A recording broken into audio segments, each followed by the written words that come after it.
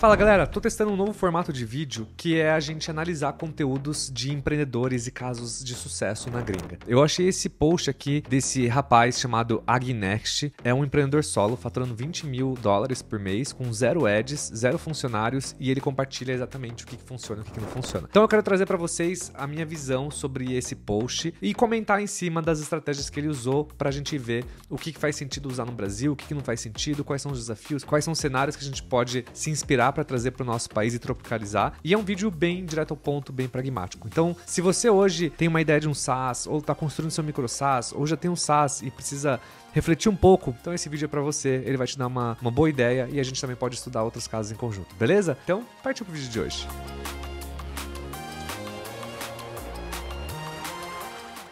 Galera, esse post aqui, ele faz parte da minha estratégia, então se você é novo aqui no meu canal, eu venho usando muito o Reddit para pesquisar muitos conteúdos na internet. Eu fiz um vídeo falando sobre essa ferramenta, como eu tenho feito isso, mas existe uma ferramenta aqui chamada gummisearch.com, tá? Eu não sou patrocinado dela nem nada, mas é onde eu uso ela para mapear. Então aqui, por exemplo, meus grupos de SaaS, eu tenho 18 subreddits mapeados, né? E aqui eu fico mapeando, tipo, cara, quais são as discussões que estão acontecendo toda semana, o que tá rolando e tudo mais. E aí, numa dessas pesquisas aqui, desses top contents, né? Então, eu acabei achando esse post aqui, eu li ele e gostei muito. Então, se você quer saber como achar esses conteúdos no Reddit, pra você achar uma ideia de SaaS, pra você se inspirar, cara, eu vou deixar o vídeo aqui embaixo na descrição pra vocês darem uma olhada. Então, vamos falar sobre esse post aqui. Esse post é de um empreendedor que fatura $20 mil por mês, né? Então, MRR significa Monthly Recurring Revenue, que é faturamento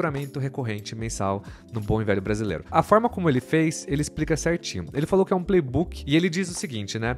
Que ele já, antes de começar esse playbook, ele testou durante 6 meses e $8 mil e ele descobriu que como empreendedor solo, ele tem superpoderes que empresas com investidores, né? Com VC-backed, como se chama, que tiveram aporte de um venture capital, né? De um fundo de investimento, elas não têm essa oportunidade por conta de já terem muitas travas e muitas amarras e quando você está sozinho, você consegue navegar mais rápido. Então, vamos pro primeiro ponto aqui do post, que é esse One Person Everywhere Illusion, né? Então, o que ele diz basicamente é que ele criou alertas para todas as keywords relacionadas ao nicho dele. Então, ele responde para toda a questão no Twitter, no Reddit, no Indie Hackers e Random Forums, né? Então, em fóruns aleatórios, dentro de 5 minutos por 6 meses inteiros. As pessoas achavam que ele era um time de 10, quando na verdade era ele apenas notificações. Então, vamos pegar aqui o nosso XCollyDraw, nosso desenho aqui, e vamos colocar o que a gente está vendo, que é esse One Person Everywhere. Então, basicamente aqui, a primeira estratégia dele, estratégia 1, criar alertas de menção de palavras-chave para seu nicho. Vamos para a estratégia 2. A estratégia 2 é Fuck Your Roadmap. Então, foda-se seu roadmap. Esse aqui é controverso, mas ele jogou fora um roadmap que ele tinha de novas funcionalidades de 12 meses e ele começou a shippar, né? Como diz, ele começou a lançar as funcionalidades baseado nas demandas semanais. Então, o que ele fazia é que literalmente ele pulava dentro do Zoom calls, né, com as pessoas, ele entrava nas ligações de Zoom e ele construía as funcionalidades logo que ele saía do call ou até mesmo ao vivo. Então ele falou que num caso aqui, ele entrou num call com um cara e ele fez a funcionalidade tipo ali no próprio call ali, tudo feito, e esse cara saiu tão feliz que ele indicou mais 6 clientes esse mês. Então ele falou que a coisa mais importante é a agilidade, né? Então vamos colocar aqui a estratégia 2, deixa eu só copiar esse aqui. Estratégia 2, construir seu roadmap por semana, baseado em feedbacks em tempo real dos clientes. Então vamos chamar essa estratégia de Fuck Roadmap. E essa estratégia é Be Everywhere. A 3 é o paradoxo do preço que salvou a sua sanidade mental. Ele diz que isso aqui pode parecer loucura, mas ele aumentou em 5 vezes os preços deles da noite pro dia. Puta, isso aí é arriscado, hein? Perdeu 80% dos seus clientes, dobrou o faturamento. Mas aqui tá a grande aposta. Clientes que pagam mais, que pagam alto, precisam de menos suporte. O tempo de suporte dele foi de 20 horas semana para 2. Ele falou que usuários de $9 por mês vão te mandar um e-mail sobre as cores de um botão, enquanto usuários de $97 por mês só querem que o sistema funcione. E isso aqui é uma verdade absoluta. Quanto mais barato o seu produto é, mais você vai atrair um público que é um público, vamos dizer, eu não vou dizer ruim, né, porque cliente pagando não é ruim, mas é um público que dá muito trabalho, então a questão do esforço versus retorno às vezes não compensa. Esse é um dos primeiros pontos por isso que eu falo nos meus conteúdos que vender para B2C não vale muito a pena, né, exceto se você tem alguma das vantagens que eu também falo nos meus conteúdos, mas eu não vou entrar no assunto dessas vantagens agora, mas o ponto é, vender para B2C não é um dos melhores caminhos, e vender para B2C ou vender para B2B, mas para MEI, por exemplo, a um custo de 9, 15, 20 reais, é loucura, porque você atrai muita gente, um pessoal muito leigo que reclama de tudo, demanda muito suporte, sobrecarrega seus canais, então não é uma boa experiência. Então achei arriscado ele ter lançado e aumentado o preço dele 5 vezes de uma noite para outra, então perdeu 80% dos clientes. Eu ainda achei que ele perdeu pouco, né, porque assim, se você quintuplicou o seu valor da noite pro dia, realmente só ficou aquela pessoa que tem aquela dor latente mesmo. Porque, cara, ninguém pagaria 5 vezes mais caro uma ferramenta se não tivesse essa dor de fato, essa dor que, putz, pega mesmo, faz a pessoa perder dinheiro, faz a pessoa perder tempo pra caramba. Então, assim, cara, eu já vi vários casos das pessoas que aumentaram o preço e dobraram o faturamento, mas tem que pôr isso na ponta do lápis, né, e fazer contas. E realmente, cara, quanto maior o ticket médio, menos trabalho você tem de suporte dos seus clientes, porque uma vez que você passa no onboarding com eles e eles têm toda a conta deles configurada bonitinho, cara, tende a funcionar tudo maravilhoso, sabe? Então, vamos chamar esse aqui do paradoxo do preço. Só que agora, galera, assim, eu vou falar uma coisa pra vocês, tá? Eu não faria essa mudança de preço se você tá no início. Então, se você tá lançando o seu SaaS e tá nesse momento, e aí você fala, putz, tô vendo esse vídeo do Bruno, vou testar aqui esse aumento de preço, eu acho que vale a pena você fazer alguns testes, assim. Então, o que eu faria na prática seria talvez colocar um teste AB na minha página de um preço maior, um preço menor, e testar um pouco a adesão das pessoas, como funcionam as vendas e tal.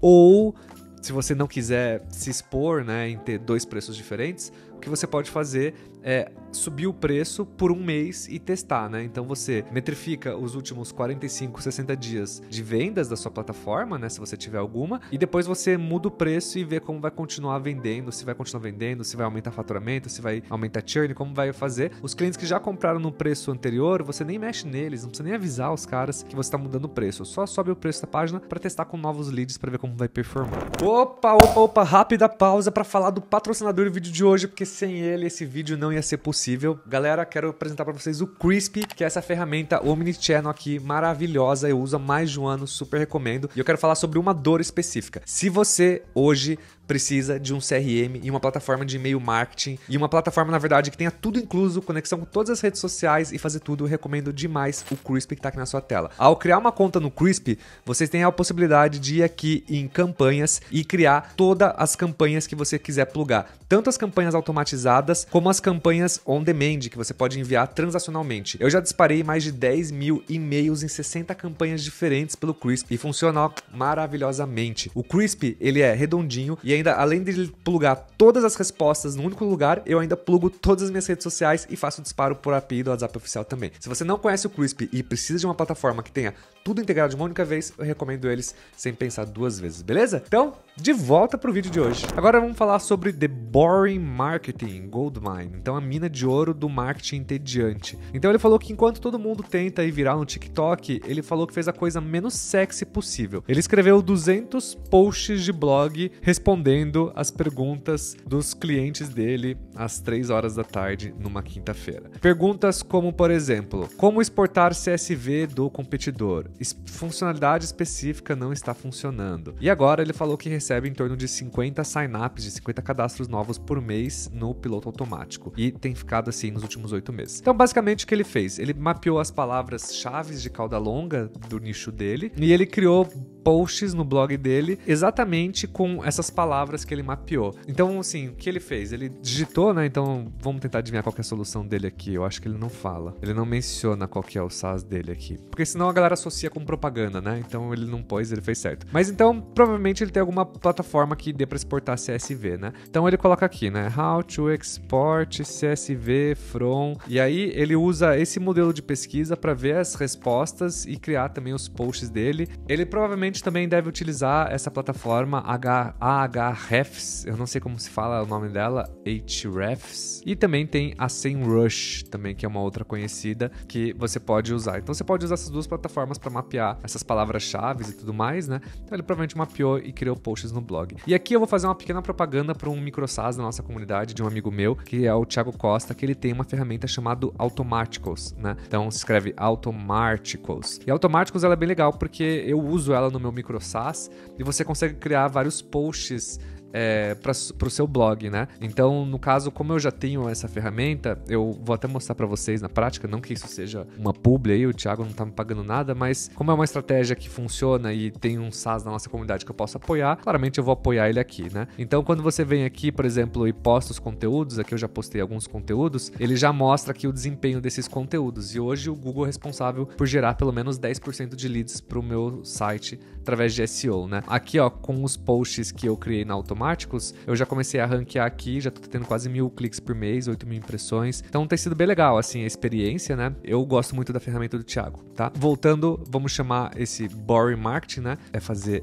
SEO. Agora vamos falar do ponto 5, que é esse Competitor Worst Nightmare Strategy. Então basicamente o que ele fazia? Ele colocava Google Alerts para o nome do competidor e alternativas, né? Então ele colocava o nome do concorrente e a palavra alternativas, né? Alternative. E ele falou que criou uma página de comparação com todos os competidores que surgiam desse alerta. E ele falou que ele entrava inclusive nos fóruns e genuinamente ajudava as pessoas dos seus concorrentes e também depois fazia propaganda da sua ferramenta. Ele criou guias também de como migrar de uma ferramenta para outra. E ele disse que 40% do faturamento recorrente mensal dele veio desses concorrentes, veio desses conteúdos de concorrentes, né? Então, aqui o que ele faz, basicamente, ele tá pescando leads de ferramentas vizinhas, né? Ele colocou esse alerta, ele criou páginas... É uma estratégia muito comum, né? Se você pegar... várias ferramentas fazem isso, né? Deixa eu pensar uma de cabeça. Vamos pegar o ClickUp, talvez faça isso? Vamos dar uma olhadinha aqui. Aqui, ó. Compare. Então, o ClickUp faz isso, ó.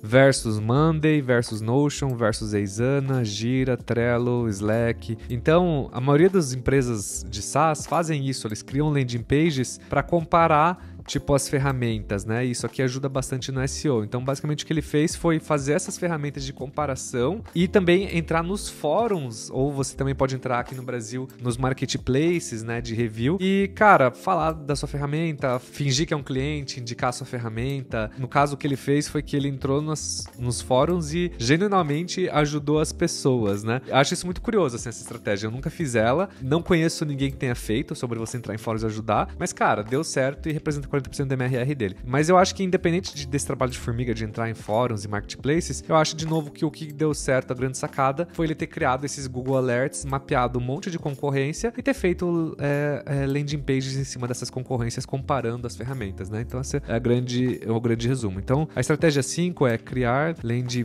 pages comparando sua ferramenta com concorrentes. Isso gera SEO. Mas essa estratégia é meio arriscado, né? Se eu fosse admin desses fóruns, cara, já metia um banho em você ali na lata. Vamos chamar essa estratégia de piggyback. Piggyback é você abraçar nas costas de outra pessoa, né? Então você pega nas costas para crescer, né? Então um exemplo simples disso foi o próprio Instagram, né? O Instagram, quando ele nasceu, toda vez que você postava uma foto no Instagram, ele repostava a foto no Facebook, né? Então ele cresceu em cima, abraçado nas costas do Facebook, né? Então essa estratégia chama piggyback, né? Então aqui é o quinto ponto, né? Eu tinha colocado a sexta lição, mas ele só fez 5 lições aqui mesmo. E o que ele coloca que é o seguinte, né? Ele fala aqui nesse post que grandes empresas, elas não conseguem se aproximar dos seus clientes, não conseguem ter proximidade, não conseguem construir relacionamento. Mas no caso de um SaaS pequeno, ele fala que ele consegue ter essa proximidade. E ele diz que todos os clientes sabem o nome dele,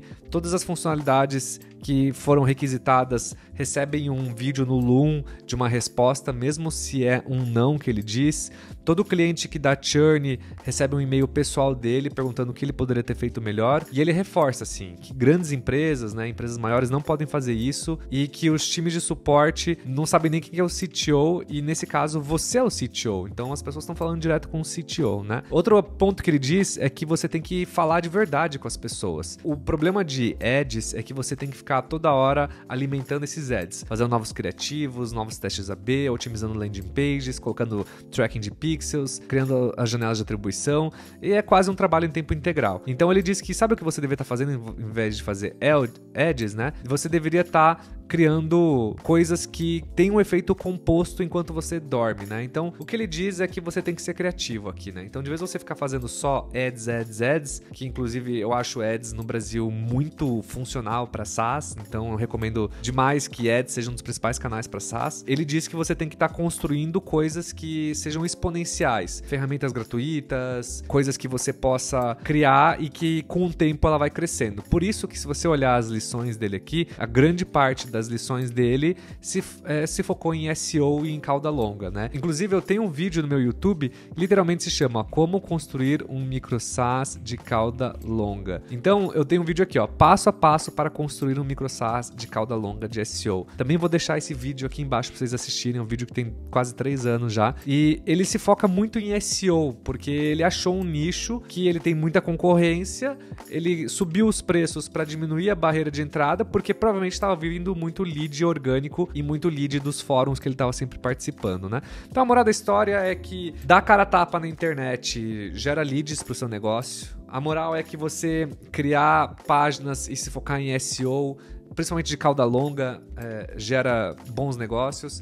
Você criar páginas de comparação com concorrentes, isso gera também boas oportunidades. Você ser criativo, né, com sua criação de conteúdo também. No caso, ele foi super criativo, pensando em como os competidores exportam CSV, funcionalidades que não funcionam. Então, ele pegou coisas muito pontuais desses marketplaces, desses fóruns, e ele construiu, tipo, bastante páginas, bastante conteúdo sobre isso. Então, ele fugiu um pouco daquela premissa de, tipo, produza conteúdo e faça build in public e se expõe na internet. E ele falou, cara, peraí, de vez eu me expor na internet, eu vou usar SEO, eu vou entrar em fóruns, eu vou criar alertas, e ele fez um marketing muito criativo, assim, eu gostei bastante desse post aqui. Por isso que eu decidi transformar ele num vídeo pra vocês, né? Então, ele falou que também você tem que estar sempre conversando com as pessoas, né? Então, dedique um bom tempo pra conversar com eles. Ele falou que a rotina dele, basicamente, é que durante 30 minutos ele olha o Reddit e o Twitter de manhã e responde tudo certinho, e que ele grava de 2 a 3 Looms de onboarding pra novos sign-ups, né? Pra novos cadastros. De tarde, ele falou que faz uma call,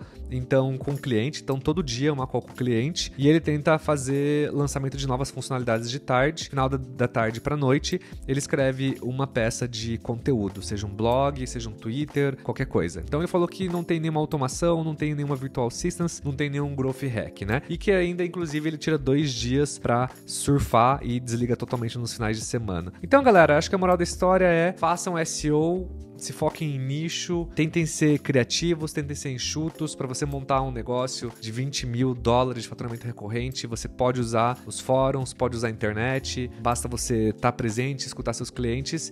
E como vocês podem ver nesse vídeo de hoje, a criatividade ainda importa e muito para você conseguir ir dessa etapa do 0 a 1, e que ainda é uma das etapas mais difíceis de toda, tá bom? Se você curtiu esse vídeo, galera, não esquece de deixar seu like aqui embaixo para ajudar na criação dos mais conteúdos e para me apoiar. E se você acha que algum amigo seu merece ver esse vídeo, também compartilha com ele, porque, cara, conteúdo e conhecimento a gente tem que compartilhar, a gente tem que sair da zona de conforto, né? Então isso é muito importante, tá bom? Espero que vocês tenham curtido o vídeo, vejo vocês na próxima edição, até mais.